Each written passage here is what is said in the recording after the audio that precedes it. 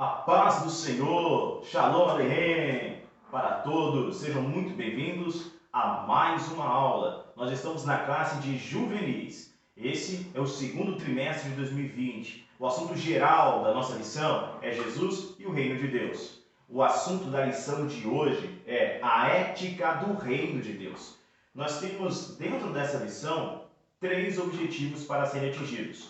O primeiro objetivo é indicar a ética do Sermão do Monte. O segundo objetivo, demonstrar a atualidade do sermão. E o terceiro objetivo, expressar a relevância em fazer a diferença na sociedade. Não apenas ser diferente, mas também ser uma referência e uma boa referência a ser seguido.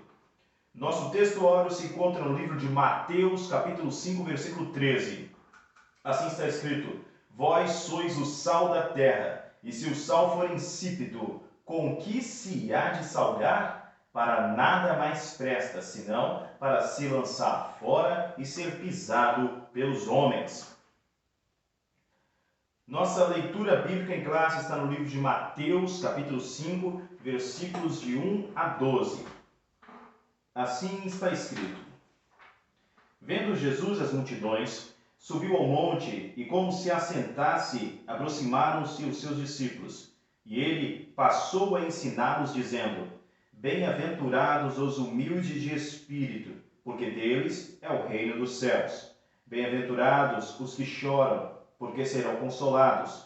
Bem-aventurados os mansos, porque herdarão a terra. Bem-aventurados os que têm fome e sede de justiça, porque serão fartos. Bem-aventurados os misericordiosos, porque alcançarão misericórdia. Bem-aventurados os limpos de coração, porque verão a Deus. Bem-aventurados os pacificadores, porque serão chamados filhos de Deus. Bem-aventurados os perseguidos por causa da justiça, porque deles é o reino dos céus. Bem-aventurados sois vós, quando por minha causa vos injuriarem e vos perseguirem, e mentindo disserem todo mal contra vós. Regozijai-vos e exultai, porque é grande o vosso galardão nos céus, pois assim perseguiram aos profetas que vieram antes de vós. Perceba que Jesus é a justiça de Deus. Então hoje, nessa lição, nós vamos tratar sobre a ética do reino. Para iniciar, é importante que nós tratemos sobre o tema em si, o que é ética.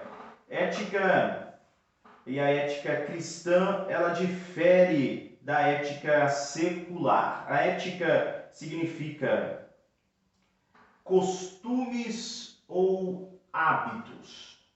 Então isso é ética, costumes ou hábitos. Como eu disse, a ética cristã, ela difere da ética secular. Por quê? O fundamento da ética cristã é a palavra de Deus.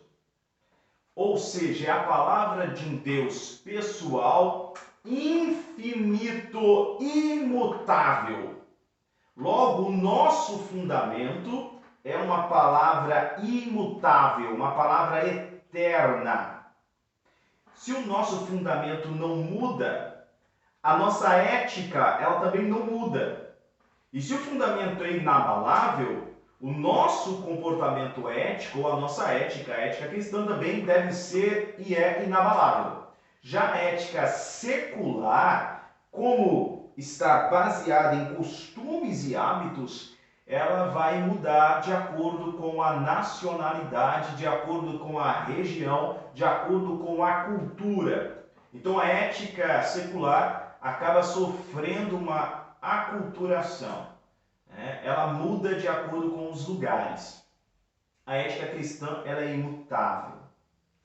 Essa é a primeira grande diferença e gritante diferença, na verdade. A ética secular ela está fundada em valores materialistas e relativistas.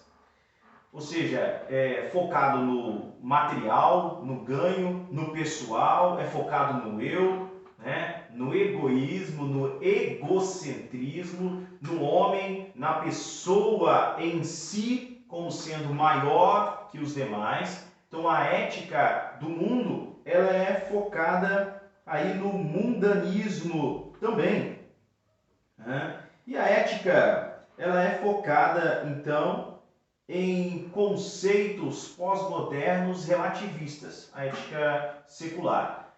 O que é algo relativo? É algo que não é absoluto, ou seja, é algo que muda e pode mudar de acordo com a visão que cada pessoa tem. Porém, a ética cristã, ela não é relativa, ela é absoluta, porque ela está fundamentada em um Deus absoluto e hoje é isso que nós vamos estar vendo. A ética cristã tem como objetivo indicar a conduta ideal para a retidão do comportamento cristão. O fundamento moral da ética cristã são as Sagradas Escrituras e por isso a sua natureza não se altera nem se relativiza. Com respeito ainda a essa parte em ética, eu gostaria de ler aqui com vocês o livro de 1 Coríntios, capítulo 6, versículo 12. Assim está escrito: todas as coisas me são lícitas, mas nem todas convêm. Todas as coisas me são lícitas, mas eu não me deixarei dominar por nenhuma delas. Numa outra versão mais atual diz: alguém vai dizer, eu posso fazer tudo o que eu quero. Pode, sim, mas nem tudo é bom para você.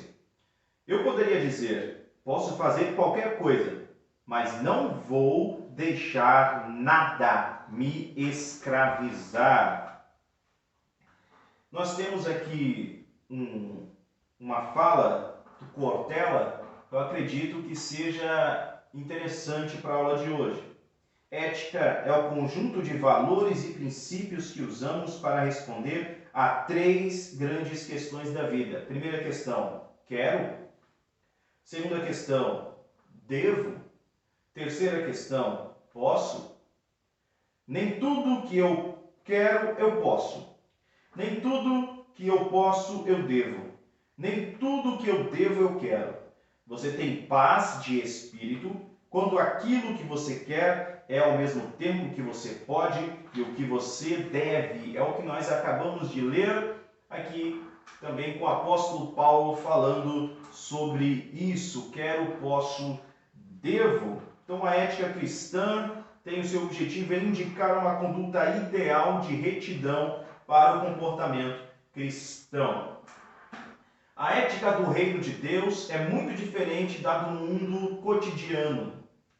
No Sermão do Monte, e é sobre o Sermão do Monte que nós vamos focar a nossa lição hoje, Jesus anuncia uma série de bem-aventuranças, de bênçãos que expressam quem é o homem ético no reino de Deus, o reino que nunca terá fim. Veja só, o humilde de espírito, que reconhece o quanto precisa do próximo e são felizes à medida que proporcionam aos demais os motivos para um sorriso legítimo nessa comunidade humana que nós vivemos, essa imensa comunidade. Todos nós somos interdependentes, ninguém é independente por completo, nós somos interdependentes nas nossas relações.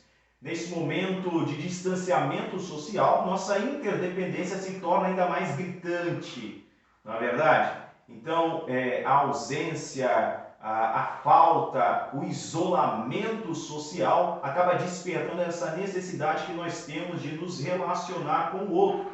E, na verdade, já dizia alguém que o ser humano se satisfaz na alegria do outro, ou seja, eu me satisfaço quando eu consigo fazer o outro feliz. Quem nunca ficou contente, muito contente, ao dar um presente para uma outra pessoa e ver o quanto aquela pessoa, aquela criança valorizou o presente, ficou feliz com aquilo, aquilo também te deixou feliz, eu tenho certeza. Então você se sentiu alegre, na alegria do próximo, ser humilde de espírito, reconhecer também que assim como eu preciso de muitas coisas, o meu próximo também precisa, e isso vice-versa. A atenção, como sendo um recurso muito valioso, o nosso tempo, a gente precisa também dar atenção às demais pessoas, distribuir aí um pouco do que nós temos, um pouco de nós.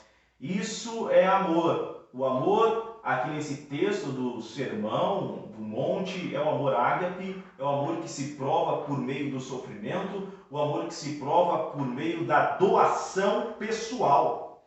Então, se eu amo, eu me dou. Se eu amo alguém, eu faço além do esperado. Eu vou além, eu vou querer agradar. Ok? Próximo ponto. Bem-aventurados, então, os que choram, ao perceber que precisam verdadeiramente de um consolo que só pode ser encontrado em Cristo. O nosso consolo não vem de governo, nossa fé não está firmada na política, o nosso consolo ela vem do nosso paracleto, do nosso advogado, consolador de Jesus. Nosso consolo vem do próprio Cristo. Nosso consolo vem do seu Espírito que está conosco, o Espírito Santo, o Espírito de santificação, que é o Consolador. O nosso consolo, então, vem de Deus, e não do mundo, do que nos possa fazer o homem.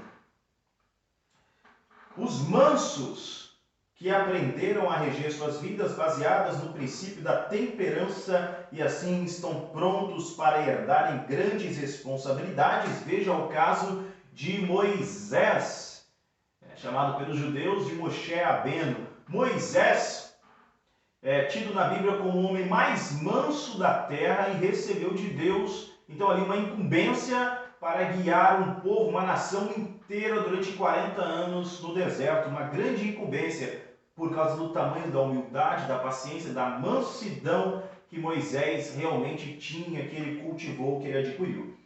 Os retos, pois, possuem fome e sede de justiça e finalmente serão fartos quando o reino de Deus for uma realidade na vida de cada um que decide carregar a sua cruz. Os retos ou os justos, o tzadik, o justo, aquele que pratica atos de justiça, aquele que realmente leva a sua adoração a Deus, e ele sabe que tudo que nós fazemos envolve também Deus.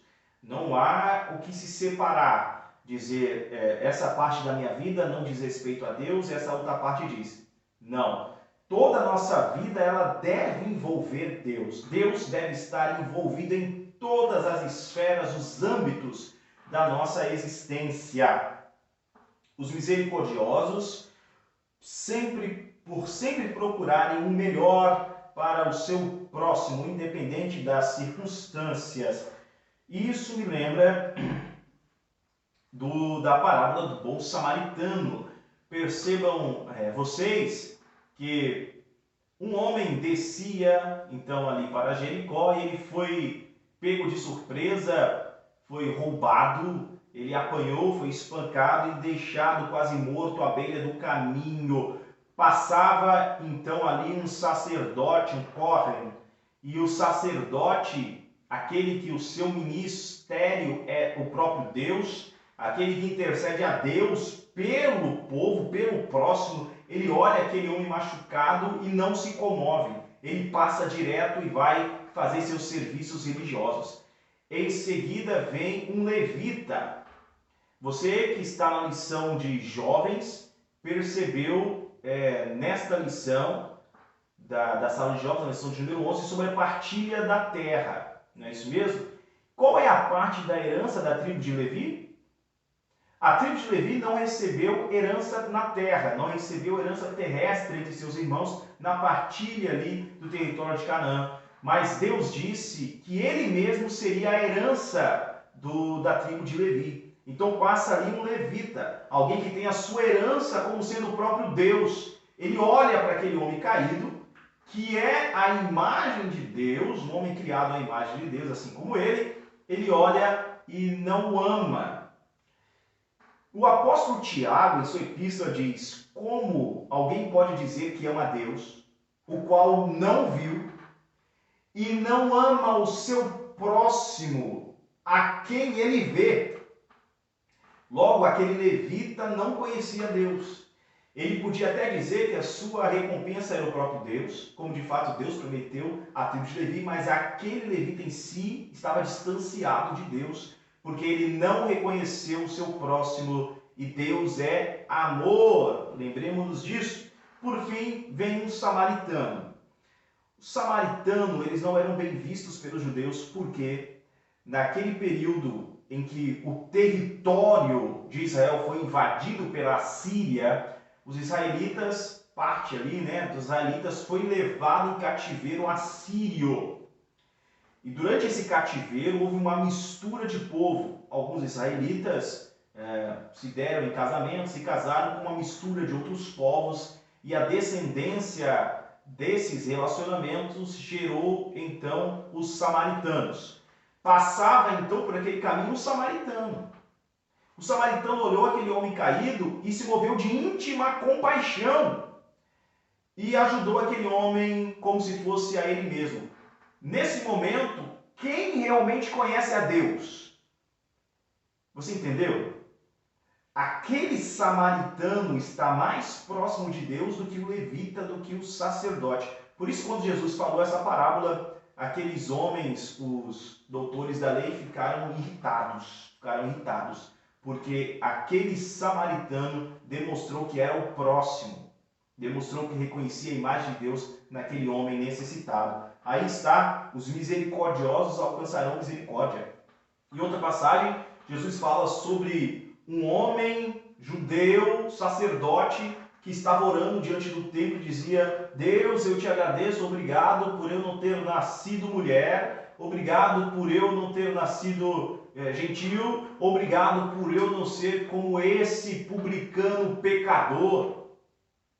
Obrigado porque eu faço os meus jejuns 3 vezes por semana, porque eu entrego o dízimo, porque eu sigo a lei. Obrigado porque eu não sou como esse publicano. E o publicano, ajoelhado, nem mesmo para o alto olhava, dizia, batendo em seu peito: Deus, tem misericórdia de mim, que sou um pobre pecador. Jesus pergunta: qual dos dois recebeu misericórdia? Aquele que foi humilde de espírito.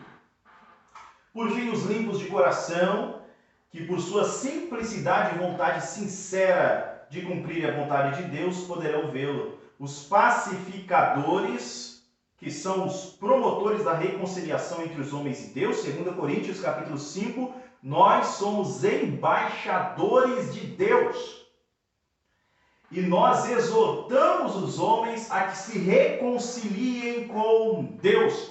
Está falando disso, os pacificadores, aqueles que estão promovendo uma reconciliação entre o homem e Deus. Por fim, os perseguidos por causa de Cristo, que é a justiça de Deus, que demonstram assim que escolhem viver os planos de Deus e não o modelo de vida mundano. Mateus capítulo 5, versículos de 1 a 12, como nós lemos. Então o que nós vemos é um código de ética que destoa do código mundano. O código do eu sou, eu posso, eu tenho, eu faço. Destoa, não é verdade? Porque o código cristão é um código necessário na Bíblia. Então eu não sou, eu estou, eu não posso. Não é isso? Mas Deus pode. Então o único que é Deus. Deus é, eu estou. Eu mudo.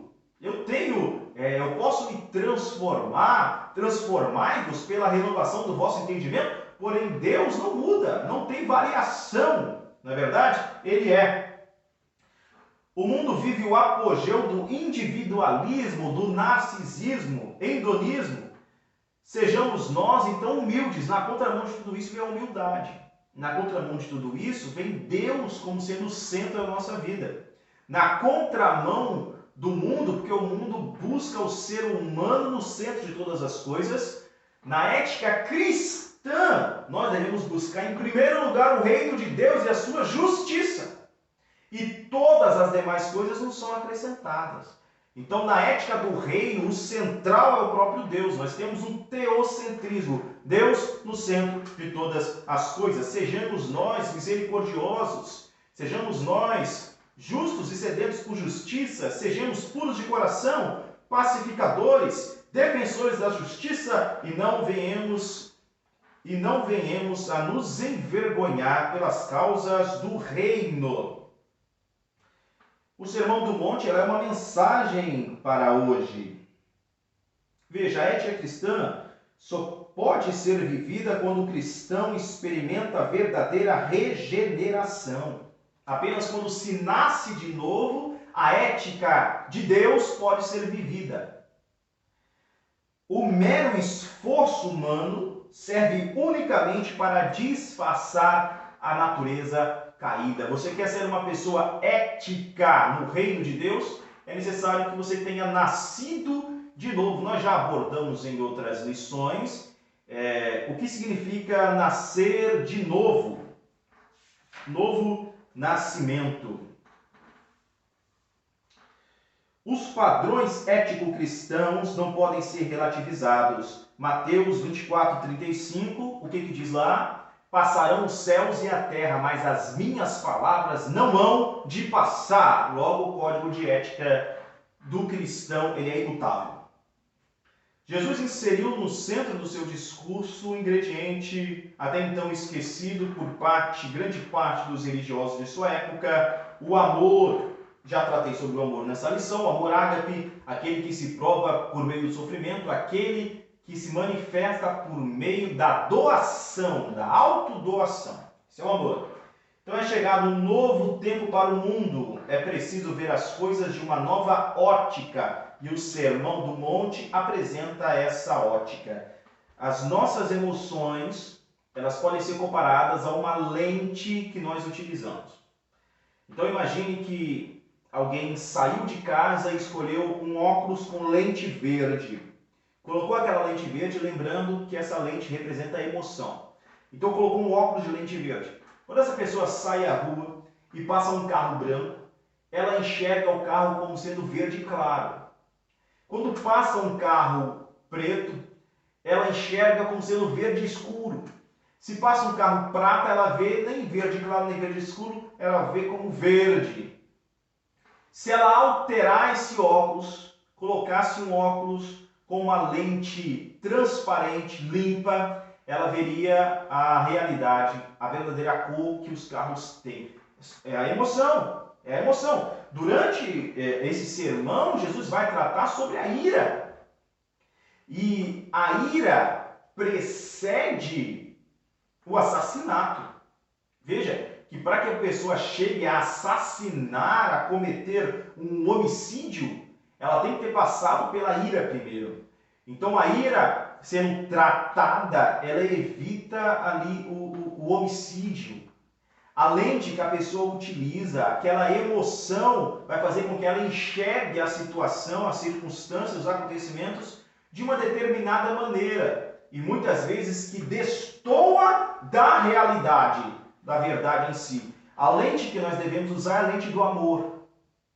A Bíblia nos diz, no livro de 1 Coríntios, capítulo 13, 1 Coríntios, capítulo de número 13, sobre o amor.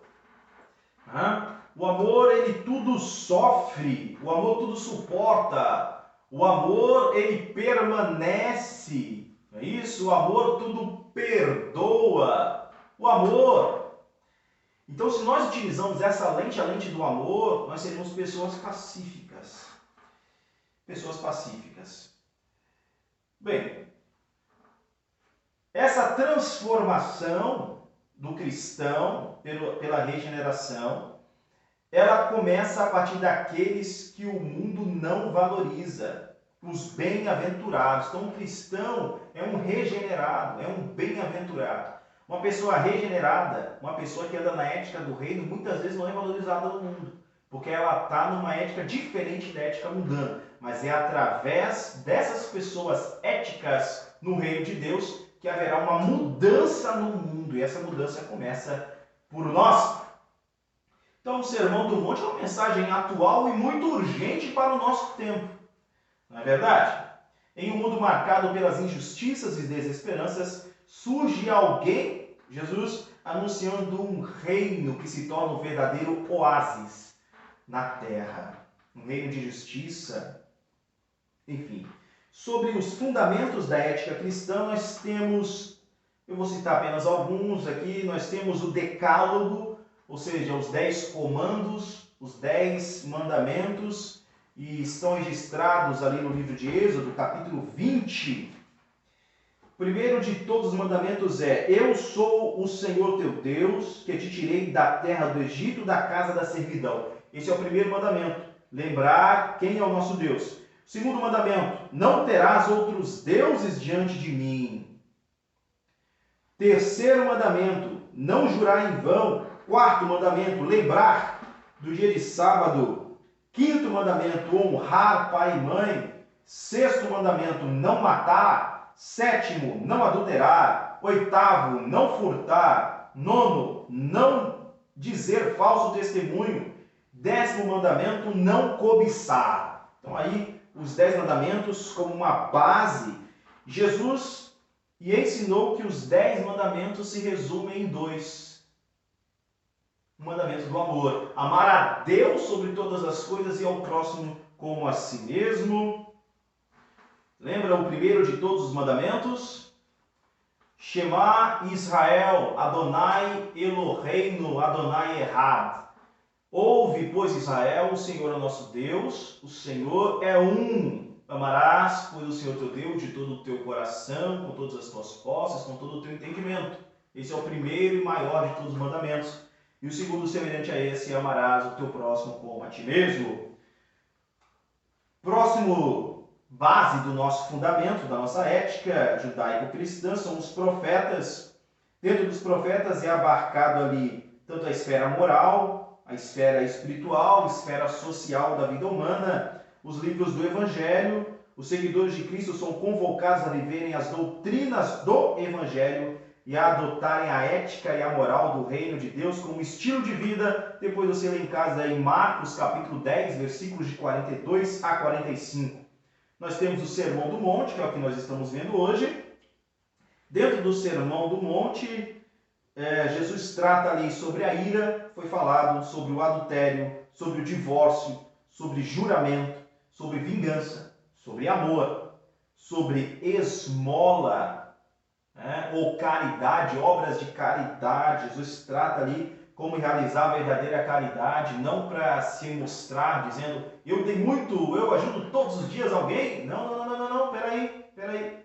Quando nós fazemos obra de caridade, é bom que nem o nosso melhor amigo fique sabendo por meio de arrogância. Não.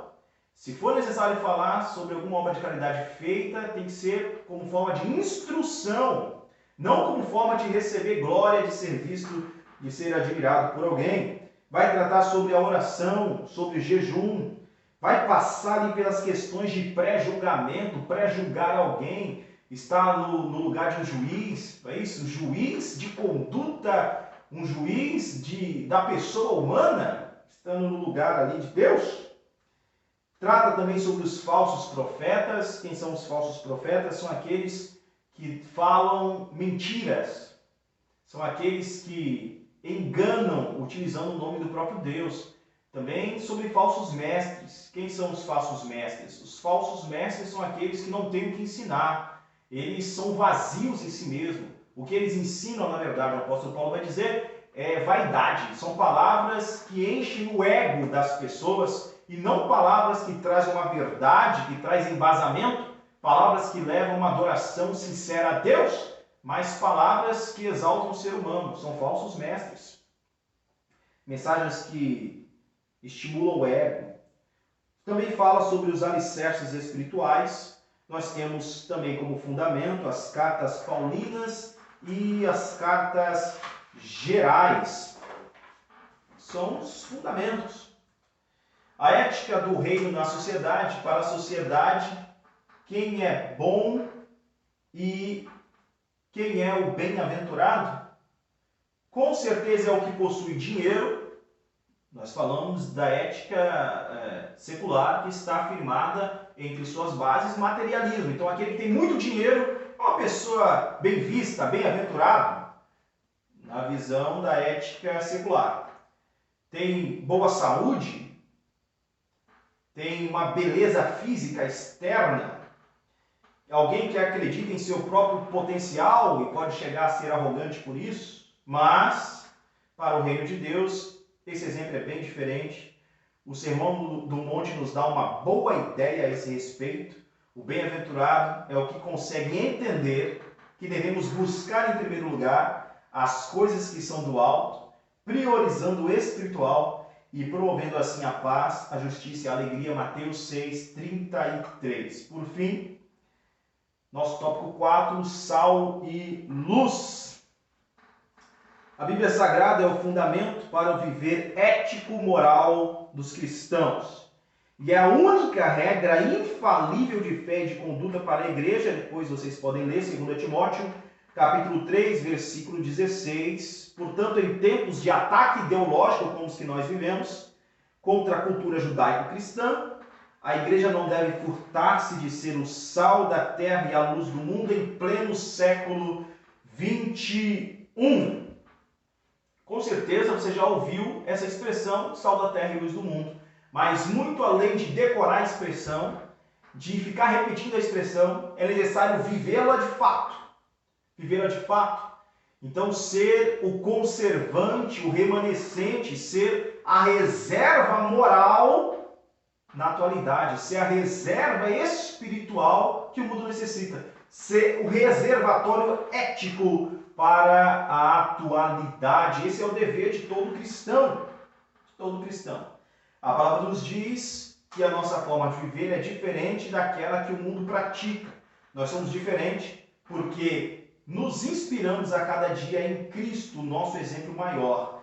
Mas precisamos, mais do que ser diferentes, nós devemos ser referenciais.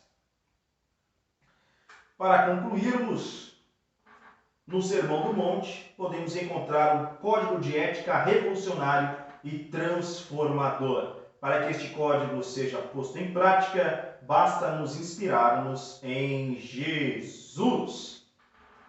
Que você, então, possa ser inspirado por Cristo e levar esse código de ética que nós tratamos de forma resumida do reino de Deus para a sociedade, para o seu viver cotidiano.